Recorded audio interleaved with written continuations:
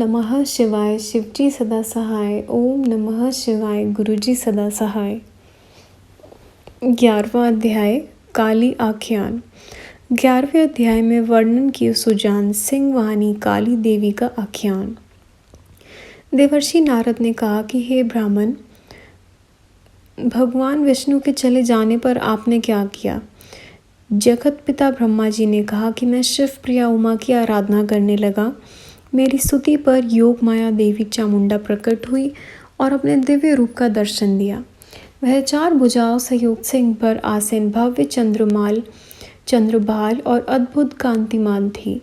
मैंने अनेक प्रकार से वंदना करते हुए कहा, हे देवी, आप ही सनातन शक्ति रूप हो। अपनी माया से सबको मोहित करते हुए जगत का संचालन करती हो।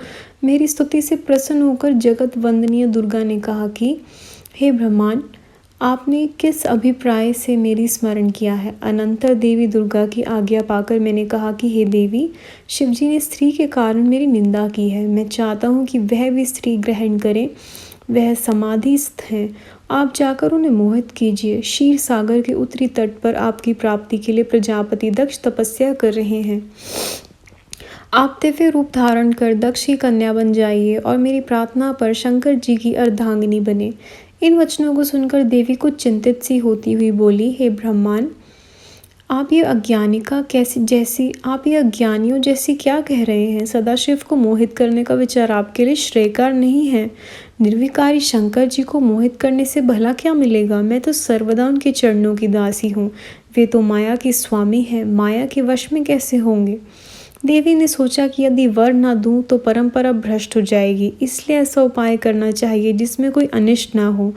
उन्होंने शिवजी के चरण कमलों का ध्यान लगाकर उनसे आज्ञा पाकर कहा कि हे ब्रह्मांड, तुम्हारा यह कथन सत्य है कि सदाशिव को मोहित करने वाला कोई नहीं। स्वयं मेरे में भी वह शक्ति नहीं, पर मैं उसका प्रयास अवश्य करूँगी कि शिवजी मोहित होकर विवाह कर लें।